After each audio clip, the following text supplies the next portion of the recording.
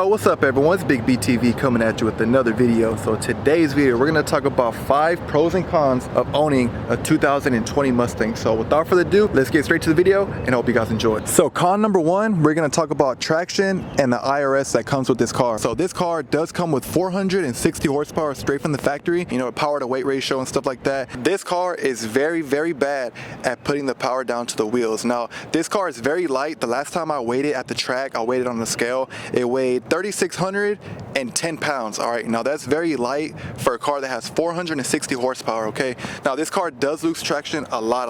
As soon as you press the gas pedal, this thing already gets sideways. Now I'm pretty sure you see a lot of people that own these cars, they always spin out at car meets, or they lose traction, they lose control, and they end up crashing and stuff like that. Now from an owner's point of view, this car does exactly what y'all see on the roads. This car does get sideways. It's very hard to handle. Now I would say this car does perform really good. It does handle really good. It's up to the driver if they know what they're doing behind the wheel.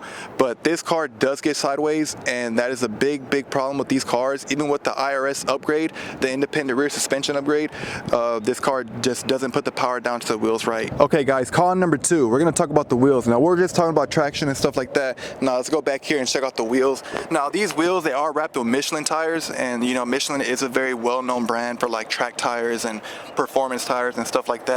So this car comes equipped with a 20 by 9.5 wheel on the back and a 20 by 9 in the front.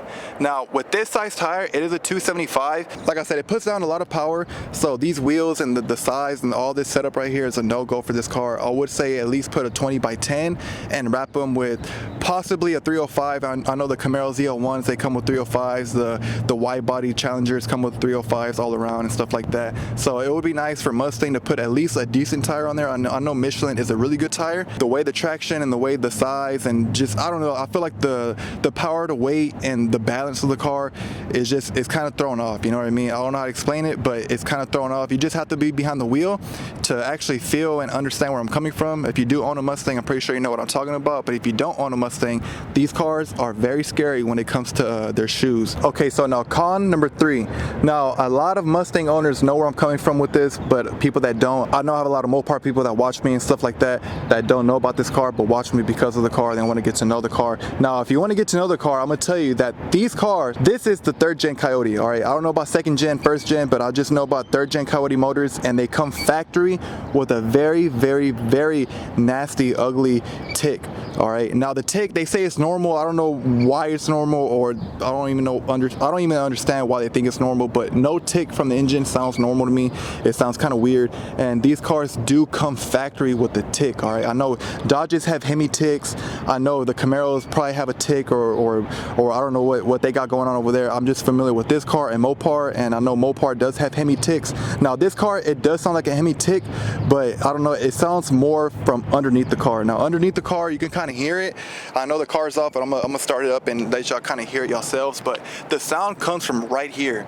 All right, now that sound is very unattractive. I don't know if it could be fixed. I mean, people say they just ride the car, you know, just let it tick, whatever.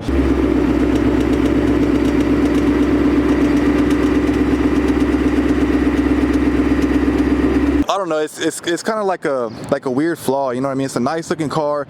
You go to car meets, you know, you show off and stuff like that, show off your nice ride, and you pull up ticking, you know what I mean? People look at you funny. They're like, why is your car ticking? They start asking you questions, and you can't answer the questions you don't know. So it's kind of like a very bad con. Now, I don't know if you can hear it on camera. I know I did, but I tried to put the camera closer so I could hear and stuff like that. But it does have a tick, and it's very annoying because it's a very nice car. Okay, guys, con number 4. And number 4 is going to have to be the car itself. Ford Mustang is oversaturated in the car community. Almost everyone has one, owns one. And a lot of young people, they don't know how to drive them. So they always have videos of these cars spinning out. They have a lot of videos of these cars losing control, hitting people. You know, that's why people call these crowd killers, you know, or just stuff like that. You know what I mean? You already know. If you know Mustang, you already know the names, you know the memes and stuff like that they post on Instagram and Snapchat and TikTok and whatnot. So when I pull up to car meets and I have my windows down, I can hear people mumble under their breath when I pass by. They're saying, oh, that car's ugly, or oh, it's slow, or oh, it's gonna hit somebody, or watch out, don't hit us, whatever. Like, people are so childish, you know what I mean? So it's like, this car does have a name, and when you show up, you know what I mean? Like, a lot of people like this car. A lot of people, this is their dream car, Ford Mustang. A lot of young kids, they grow up to want to own these cars, you know what I mean? So just, you know, when you pull up in something that you like and something that's special to you, it's kind of, it sucks that people talk down on the car that, you know, that you're pulling up in, you know. It's because of the name that's behind it. A lot of people, they put a bad name on this car. People, they get these cars, act wild, and get themselves in very bad situations where it's shared all over social media and stuff like that. So people know these cars. Okay, well, now when I see a Ford Mustang, I know what to expect by one. You know, it might hit you, it might do something crazy, I don't know. It's just now, you know, the name's kind of like just washed out now. All right, guys, last but not least, we're gonna talk about con number 5. And 5 is actually inside the car.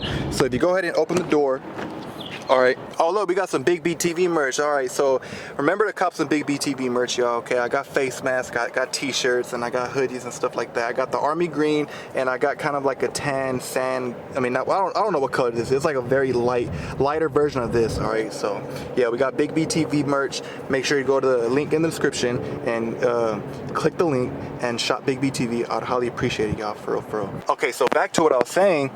Now, the con is the back seat, all right? And I know it's obvious, it is a two-door, it's a coupe and stuff like that, but look at the back seat, y'all.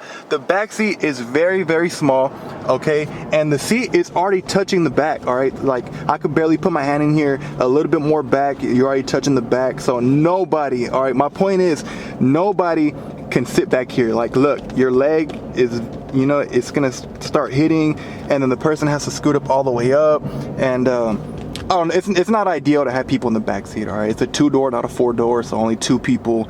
Back seat's just here to look good. All right, so now that we got the cons out the way, let's focus on the 5 pros of owning a Mustang GT. All right, guys, pro number 1 of owning a 2020 Mustang GT, and it has to be the 10-speed automatic. Now, the 10-speed automatic shifts very, very, very beautifully and very smoothly. Now, when you put this thing in sport mode and track mode, the transmission does change. It does get kind of snappy and stuff like that, but that's a good thing, all right? Now, this car has 10 gears. Now, 10 gears, now I don't condone roll racing, but the 10-speed automatic is perfect for roll racing. I mean, you could pretty much race from any gear, you know what I mean, as long as you're in a good mile-per-hour range. Yeah, the 10-speed automatic, it accelerates really quick. It wants to hop off the line really quick. It wants to just take off, and then it has the extra gears to keep pulling, all right? So just imagine, this car has a very, very nice top end. Now, here we are with pro number 2, and pro number 2 is gonna have to be the size of the car. Now, this car, compared to its competitors, like the Challenger is more of a boxy car, more of just big and bulky, and then you have the Camaro, which is kind of like rounded but kind of sharp at the same time. Now you have this one. This one looks the more leanest, the more fittest, the more athletic, if you want to put it in that kind of way.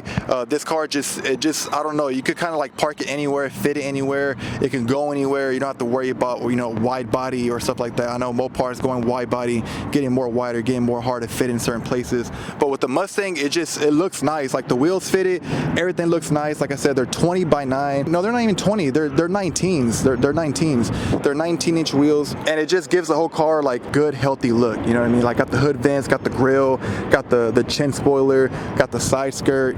You know, everything about it just looks neat, more lean, just like I said, athletic, if you want to put it in that way. So now we're gonna talk about pro number 3, and pro number 3 is gonna have to be in the interior. Okay, so pro number 3 is gonna have to be the digital dash. All right, now a lot of people don't know that Ford Mustang does come with the digital dash. Now let me go ahead and show you a little preview.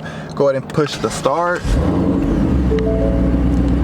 Look, everyth's all digital. Now, if you go to the drive modes, we have drive modes right here. So you just toggle the switch. We have sport mode, and then we have track mode. All right, and then we have drag strip mode, which is also track mode. And then you have snow and wet. You have normal, which is normal dash. And then that's when the dash starts changing, when you put in the sport mode and then track mode. Okay, so I know Dodge and Chevy, they don't have digital dashes in their car. I know in the Camaro they don't have it, and I know in the Challenger and Chargers they don't have it. So for the people that are not familiar with Mustangs, they do come with digital dashes, all right? Now, mine's a 2020 Mustang GT. It is the performance pack, and I think premium packs come with this too. But the digital dash is a must, y'all. Like, you could change it. You could change the colors on there. You could change the green. Like me, I put the green RPMs, and then I put the whole purple display. So you just kind of go through it. I'm gonna put on sport mode because I think sport mode is like the most one that you can see. So right here, I'm gonna give it a little rev. You can see how the green goes all the way up, and that's, I don't know, that's very dope, y'all. I love how the green just like goes all the way up like a tube. you know, like some chemicals and stuff like that. And then you have the cool and the hot, that's green. And then you have my gas gauge, which is green. It's pretty cool. And then you can change any color you want. It has like a color wheel. I'm not gonna go ahead and go through my settings though. I'm not gonna show you what I have in there, but it does have a color wheel where you can change it to any color you want to fit the whole entire car. Now these light up too. This lights up, the doors light up, cup holders light up, the feet light up, everything lights up to whatever color you choose. All right, so I just want to let y'all know. All right guys, so we're gonna talk about Pro number 4, and Pro number 4 is also the interior. Now the interior, it is nice. I like it a lot. It's very neat, nothing too crazy, nothing too curvy. I know the Camaro's door is all bulky, whereas you could barely fit in the driver's seat. I know when I drove a Camaro, a 6th gen Camaro, my arm was already rubbing on the door, my knee was already rubbing on the door. It was just very tight. This one you don't feel tight, and the leather is very nice. It's perforated, so you have all the heated and cool seats and stuff like that. Then if we sit down, we have the whole interior, the whole dash. Everything just looks so nice, so neat. Everything looks metal, even though it's plastic. You know what I mean? I'm gonna tell you the truth. It's plastic, but it just looks metal. Everything's like more silver, chromey kind of look. Everything's kind of like, it kind of looks like the old days, you know. Everything just looks all chromey and silvery and nothing plastic, you know what I mean? So I think that is a very good look in the interior. And also what I like about the dash too, y'all, is that it's even. So you have this right here, and then it breaks up with these, and then it comes back over here. Now it's even. The Camaro is just dash, and then it kind of like just slopes down. Now with the Challenger and Charger, the whole thing right here is more driver focused, so all this kind of like has like a curve where it's facing you. This one is directly in the middle, so driver and passenger can sit comfortably and operate everything at the same time. You know, nothing's too driver friendly here, which I like a lot. I don't really like cars that are driver friendly, because when I have passengers, I want them to feel exactly how I feel in my sports car. All right, y'all, this is gonna be the last one for the video. So Pro number 5 is gonna have to be the exhaust system. Now, when it comes to Ford, you can slap on any exhaust system. You can install Flowmaster, Borla, Corsa, Magnaflow, whatever exhaust that's out there for this car. It already sounds good. And now with these cars, I don't know what it is, but when you start putting the pipes on, it roars. It makes it sound completely different.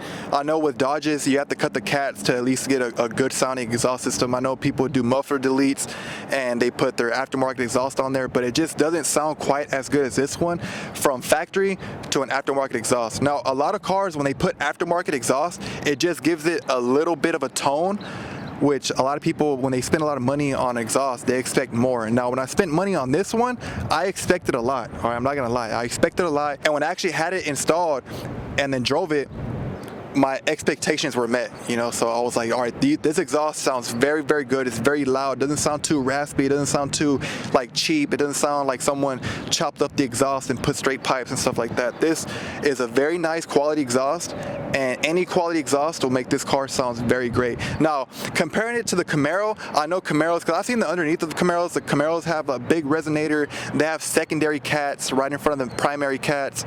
You know, they have mufflers and stuff like that. So you have a lot of work to do on Camaros. You have to start chopping or at least replace the whole entire thing.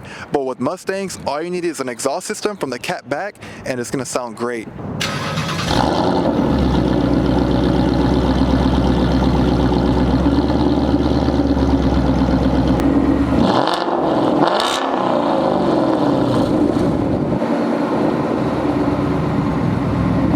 Alright everybody, so that's me in the end of the video. Hope you guys enjoyed it. Remember to like, comment, subscribe, do what you want to do. Also, cop some Big B TV merch. I do have face masks, I do have hoodies, I do have t-shirts.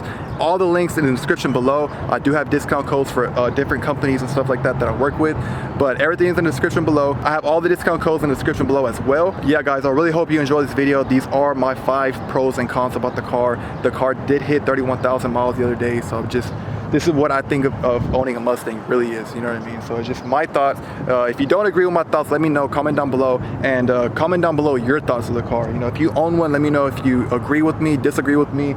We talked about the engine tick, we talked about exhaust, we talked about wheels, tires, traction, and all that stuff. So if you really enjoyed the video, for real, give it a big like. I really, really appreciate it. But that's gonna be the end of the video. As always, I'll catch you on the next one. Peace out.